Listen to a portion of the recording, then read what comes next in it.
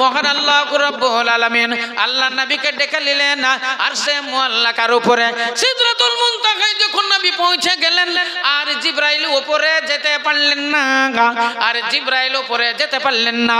আল্লাহর নবী আল্লাহর কাছে ধ্যান করলেন, সঙ্গে সঙ্গে আল্লাহ রাব্বুল আলামিনের আরশে মুআল্লাকা হতে আল্লাহর কুদরত নেমে এলো, আল্লাহর হিকমত নেমে এলো, আল্লাহর নবীকে নিয়ে উড়ান দিল একবারে কাবা কাউসাইনে আওয়াদনা। আল্লাহ কোরআন শরীফের মধ্যে বলেন সুম্মা কাবা কাউসাইনে আওয়াদনা, আল্লাহর নবীকে আমি উঠিয়ে নিলাম সাত আসমান ভেদ করে আরশে মুআল্লাকার উপরে। নবী আমার সামনে সামনে, আল্লাহর নবী আমার সামনে সামনে। আল্লাহ বলছেন আমার চোখের সামনে চোখ, আল্লাহ বলছেন আমার মুখের সামনে মুখ, আল্লাহ বলছেন আমার সিনার সঙ্গে সিনা। আল্লাহ নবীকে আমি কাছে ডেকে নিলাম, কাছে ডেকে নিলাম, বলে দিলাম নবী গো মনের দুঃখ তোমার দূর হইয়াছে কি, তোমার মনের বেদনা দূর হইয়াছে কি?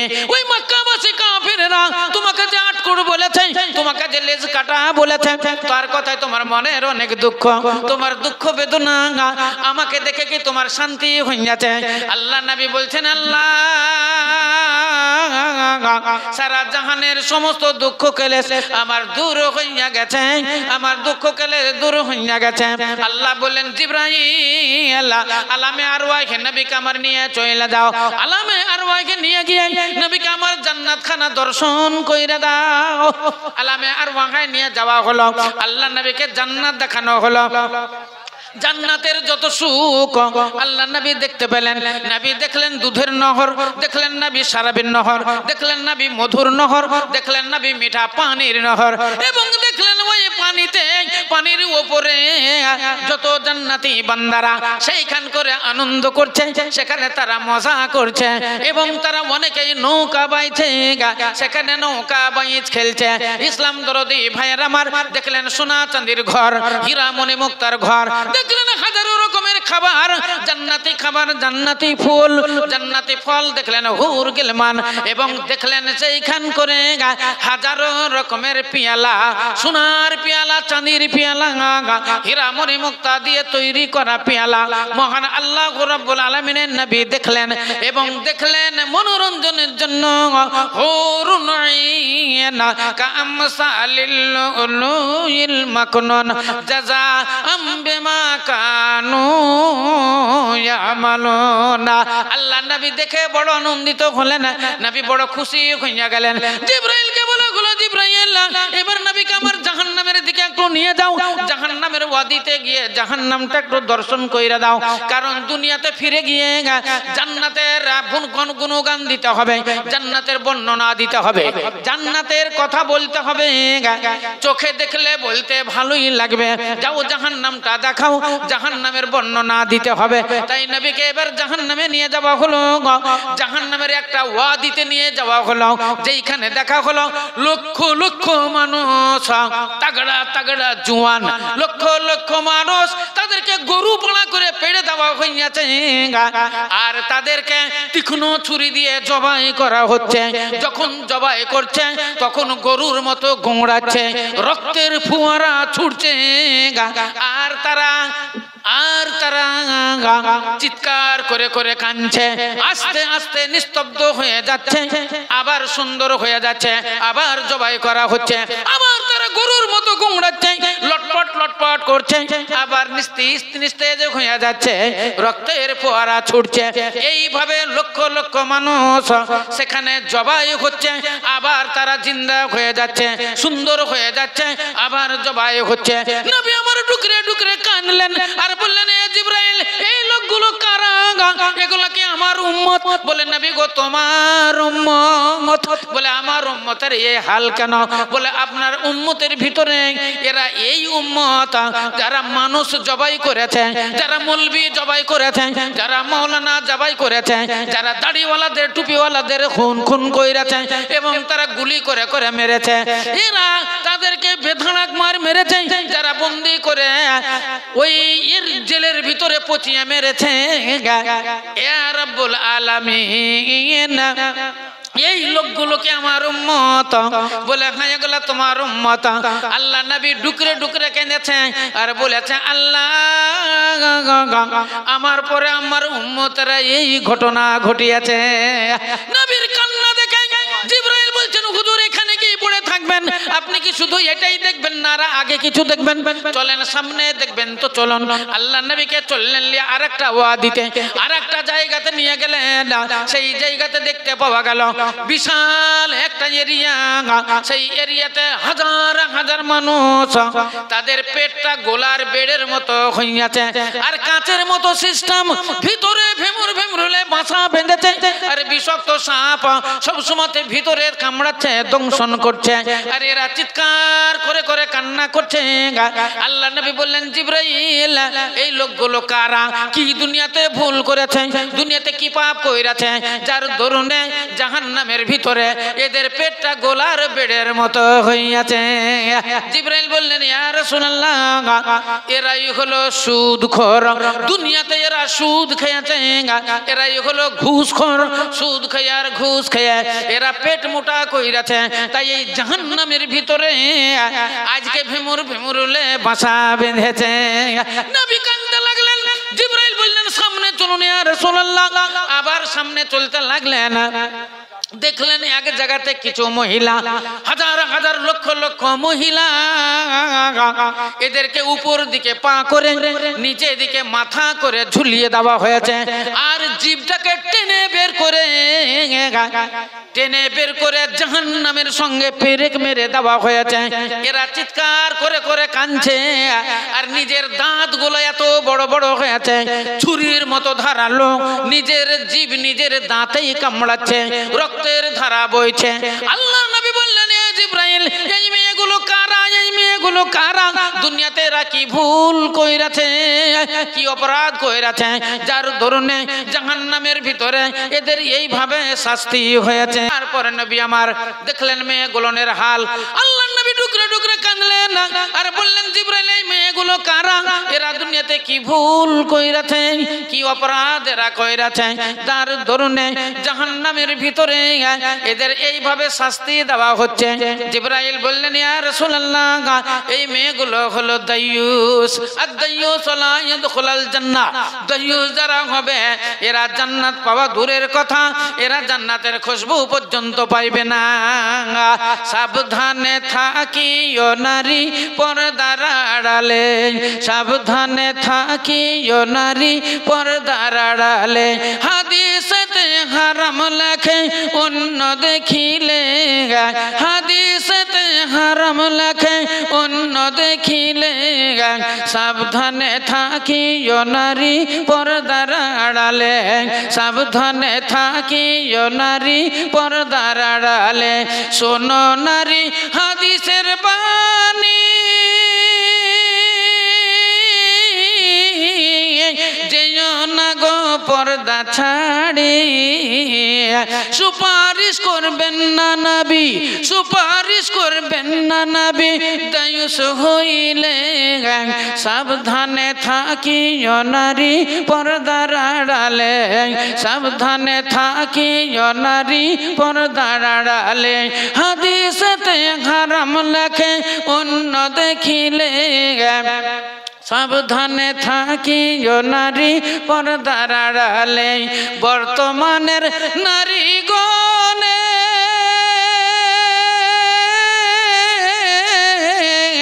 স্বামীকে ঘরে রেখে, এ বর্তমানের নারীগণে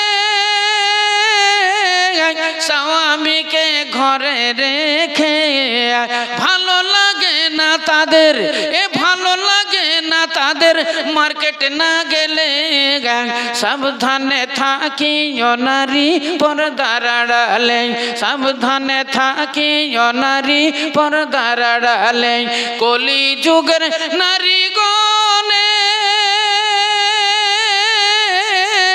সিনেমাতে যাই দলে দলে, সিনেমাতে যায় দলে দলে শয়তানের ভেসে, সাবধানে থাকিও নারী পর্দার আড়ালে, সাবধানে থাকিও নারী পর্দার আড়ালে। হাদিসেতে হারাম লেখে অন্য দেখিলে, সাবধানে থাকিও নারী পর্দার আড়ালে। বর্তমানের নারীগণে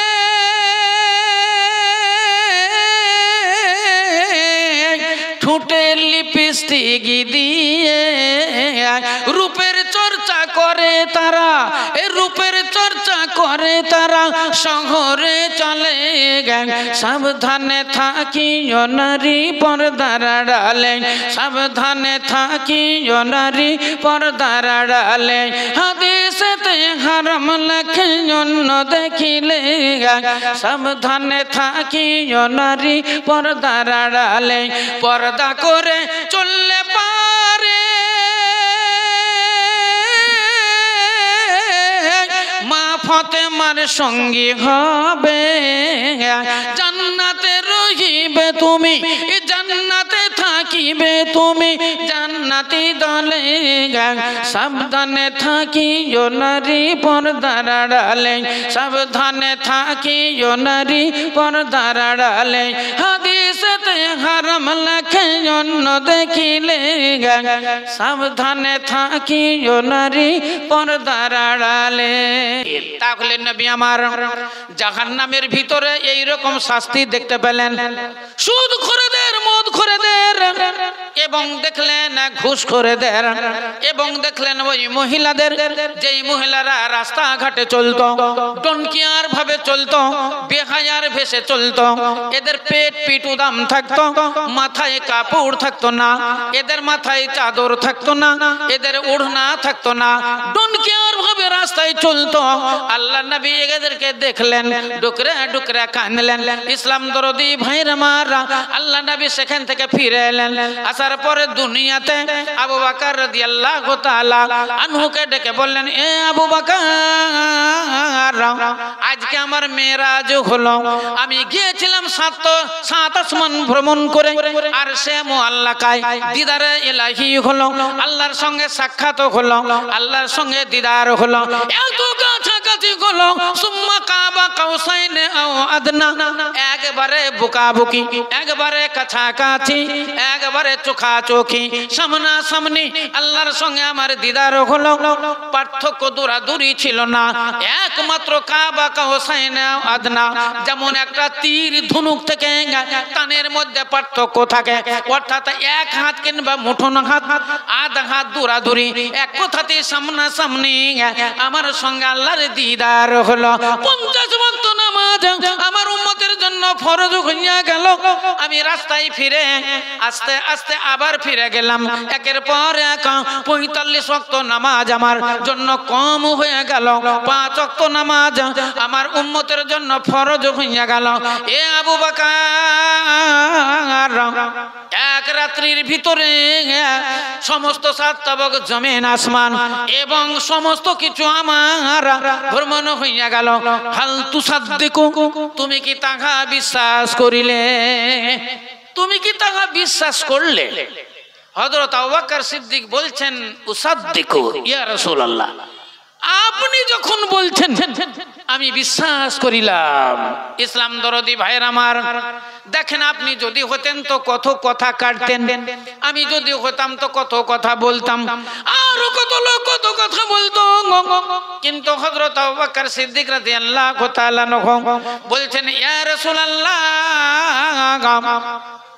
আপনি যদি বলে থাকেন তাহলে আমি বিশ্বাস করে নিলাম, আমি বিশ্বাস করে নিলাম। আল্লাহ নবী বলছেন, আবু বকর, আমার কথাটা তুমি এত তাড়াতাড়ি বিশ্বাস করে নিলে কারণ কি? আবু বকর রাদিয়াল্লাহু তাআলা আনহু বলছেন, ইয়া রাসূলুল্লাহ, আমি হলাম বাল্যকালের বন্ধু। আপনার ছোট যখন ছিলাম আমরা দুইজনে খেলাধুলা করেছি, আমরা যখন জওয়ান হলাম আমরা একসঙ্গে লাফালাফি করেছি, আমরা যখন বড় হইয়া গেলাম একসঙ্গে ব্যবসা করেছি, একসঙ্গে বাণিজ্য করেছি, আবার যখন আপনি নবী হলেন, আপনার মন্ত্র পড়ে কালেমা পড়ে আমি সর্বপ্রথম মুসলমান হয়ে গেছি। ইয়া রাসূলুল্লাহ, আমার সারা জীবনে আপনার মুখ থেকে একটাও মিথ্যা কথা শুনিনি।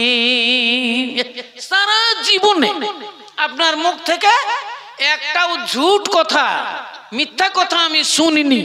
এই জন্য এই কথাটা আপনি মিথ্যা বলবেন আমার বিশ্বাস নাই।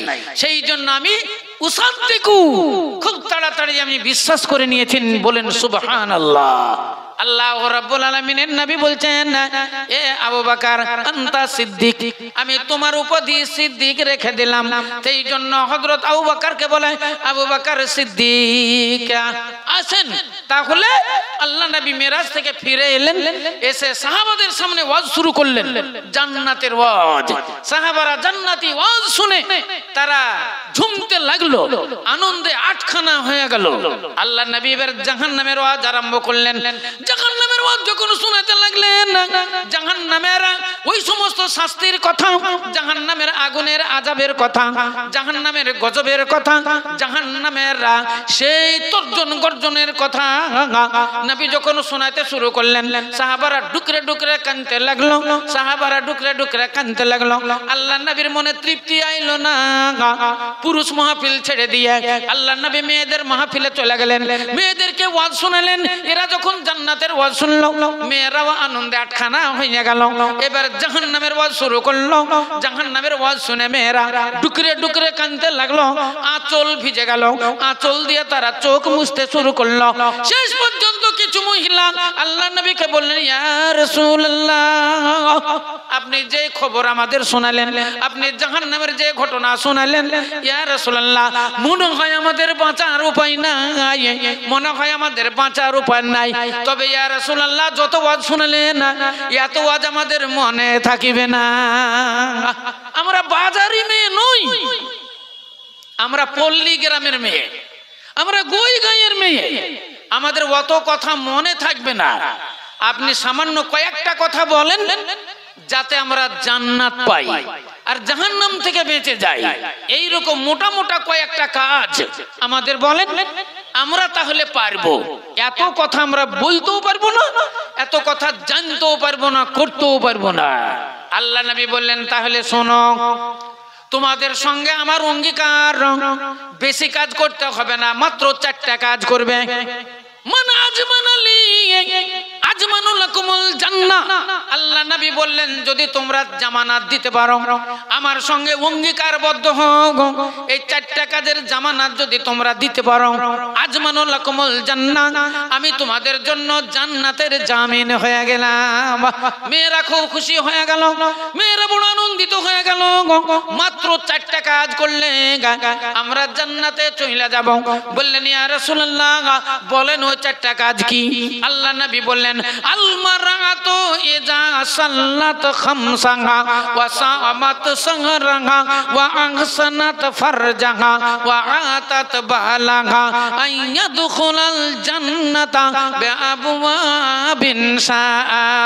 যেই নারী পাঁচগানা নামাজও পড়িবে, যেই নারী পাঁচগানা নামাজও পড়িবে, আর যে রমজান মাসের রোজাও রাখিবে, আর যে ইজ্জতের রাখিবে খিয়াল, আর যে ইজ্জতের রাখিবে খিয়াল, আর যে স্বামীর সেবা করে চিরকাল, এই সব যত নারী যাইবে জান্নাতে, এই সব যত নারী যাইবে জান্নাতে, জান্নাতে রহিবে তারা আনন্দের সাথে। 4টা কাজ করতে হবে। দিনে রাতে 5 ওয়াক্ত নামাজ পড়তে হবে। 11 মাস পর একটা রমজান মাহিনা আসবে, ভক্তি সহকারে 1 মাস সিয়াম পালন করতে হবে, ইজ্জতের হেফাজত করতে হবে, স্বামী ভক্তি করতে হবে, স্বামী সেবা করতে হবে। স্বামী যদিও বোকা হয়, স্বামী যদিও পাগল হয়, স্বামী যদিও মোটা হুঁস হয়, তাহলেও তাকে চোখ রাঙারাঙি করা যাবে না, তাকে ছুঁড়া বলা যাবে না, ওকে ওর সঙ্গে অন্যায় ব্যবহার করা যাবে না, এবং যা পারবে না